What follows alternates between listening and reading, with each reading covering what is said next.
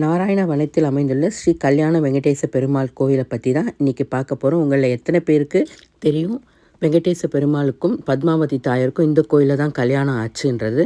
சென்னையிலேருந்து திருப்பதிக்கு செல்கிற வழியில் புத்தூர்லேருந்து 5 கிலோமீட்டர் தொலைவில் நாராயணவனம் ஒரு அழகான ஒரு சின்ன கிராமம் இருக்குது. அந்த கிராமத்தில் தான் இந்த கல்யாண வெங்கடேச பெருமாள் கோயில் இருக்குது. இதில் மூலவர் ஸ்ரீ கல்யாண வெங்கடேச பெருமாள், தாயார் பத்மாவதி தாயார். இந்த நாராயணவனத்தை ஆண்ட ஆகாச ராஜா மகளாக பிறந்து பெருமாளின் அழகில் மயந்தி பெருமாளை இந்த இடத்துல கல்யாணம் செய்துக்கிட்டு பெருமாளும் தாயாரும் பின்னர் திருமலைக்கு குடிபெயர்ந்தாக நம்பப்படுகிறது. இக்கோயில் பத்மாவதி தாயாரின் சகோதரரால் 1541ஆம் ஆண்டு நியமிக்கப்பட்டுள்ளது. இக்கோயிலில் பெருமாளின் கல்யாணத்துக்கு உபயோகப்படுத்திய அறைவைக்கல் இன்றும் அந்த கோயிலை நம்மளால் பார்க்க முடியும். இக்கோயில் திருப்பதி தேவஸ்தான கட்டுப்பாட்டில் உள்ள கோயில். திருப்பதியில் நடக்கிற மாதிரியே கல்யாணோற்சவம் இங்கே தினமும் நடக்குது. இக்கோயிலில் பெருமாளை சேவிக்கிறதுனால கல்யாண தடைகள் நீங்கி வாழ்க்கை சுபிட்சமாக இருக்கும்னு சொல்கிறாங்க.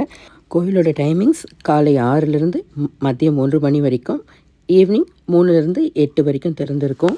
வாய்ப்பை ஏற்படுத்தி கொண்டு திருப்பதி செல்லும்போது சாமிக்கு கல்யாணம் ஆன இந்த இடத்த சேவிச்சுட்டு செல்லுங்கள்.